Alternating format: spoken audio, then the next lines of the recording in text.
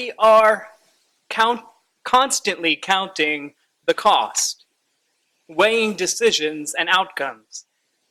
We count the cost of prices at the supermarket or at the department store. We count the cost of calories as we decide if we will have a fruit cup or a slice of cheesecake. We count the cost of the time it would take if we rode the B line or the C line, or if it would be faster just to walk. Everyday occurrences. Some of you have already experienced this counting this morning. And then there are those decisions, those costs, that are more sobering. World leaders calculating the human cost of airstrikes in Syria. Presidential candidates and those who will vote for them counting the real-life cost of immigration proposals, social safety nets, foreign policy. Counting the cost of healthcare, of the toll on our bodies if we accept a difficult cancer treatment. And for many around the world, counting the cost of bills and food, deciding if there is enough money to heat the house or feed our families. The human experience, the human tale, is woven together through decisions, cost-benefit analysis, choices. We are constantly making decisions and weighing its possible outcome. In this morning's gospel, Jesus gives us the ultimate tight budget, the calorie count, the cost-benefit analysis.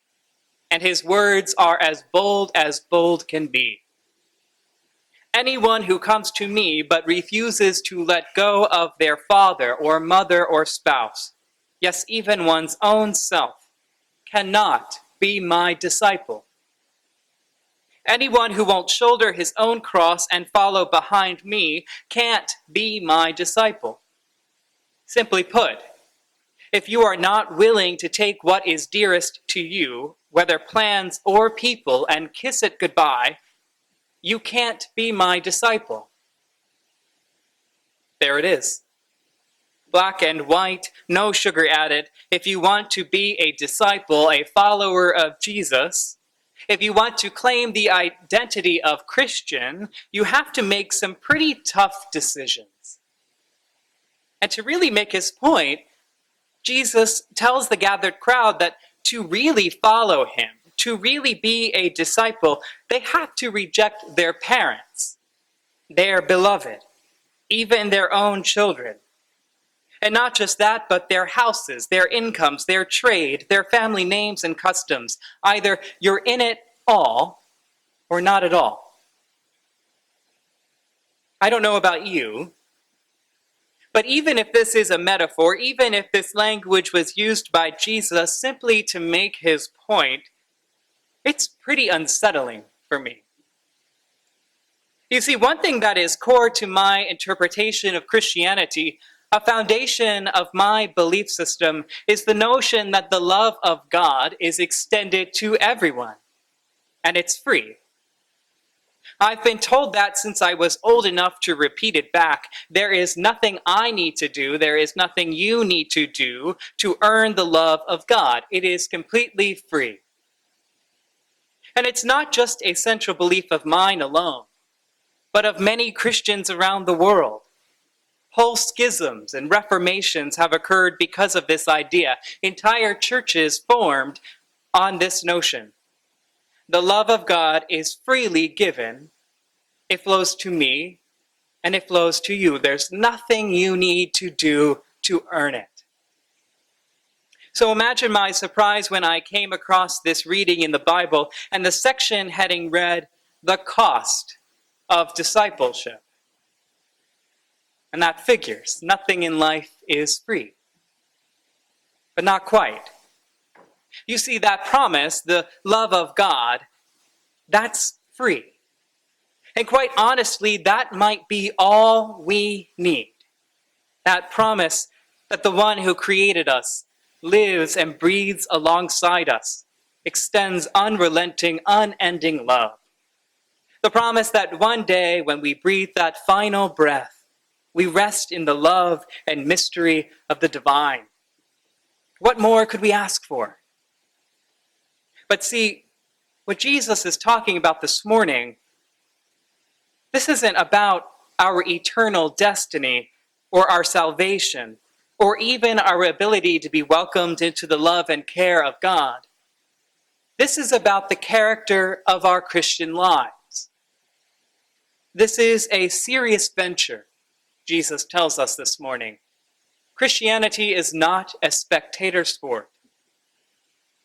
I think perhaps that's why this passage, this difficult and demanding passage, is so unsettling. Because Jesus asks his disciples, both then and now, to sacrifice. And actually, he doesn't ask. He tells us that he expects, even demands, undivided loyalty. We are being asked to count the cost, because the Christian life is expensive. It demands our commitment, our time, our attention, perhaps even our money. You see, the Christian life, by the standards Jesus has set, demands we dissolve our political or our national allegiances, to pledge allegiance not to a nation or to a flag or even to an anthem, but to God alone. The Christian life demands that we unclench our fist and open our hearts to those who are different than us, those who love differently, those who worship differently, those who speak differently or look differently. The Christian life demands that we follow the call of God, whether that means taking on a new role at church, or spending our Saturdays working with the vulnerable, or laying our bodies on the US border to stop the building of a wall. The Christian life demands. It demands that we give and give and give until we ourselves reach a point where we find ourselves relying on the generosity of others. The list of demands, the cost, will keep going up. Read the Bible. I dare you. Read it and see it for yourself. You will see the Christian life will cost you. There is no negotiation. There is no part-time opportunity. This is not a per diem religion. And this is not about the love of God that's extended to you and to you and to you and to me. This is about the caliber and character of the lives we live. And like anything else worth doing, discipleship takes time. It takes energy, work, and practice. It takes sacrifice. It is a mighty and difficult task Jesus has set before us today. I am not sure I'm even up for it most days. It is hard work, and we will fail. We will fail time and time again. But one thing is certain. Look around. We do not do this work alone. We stand and we struggle together. With the blessing and love of God, with the support of one another, we strive to bring the love and reign of God alive. We strive to be Christians. We strive to be disciples. Thanks be to God. Amen.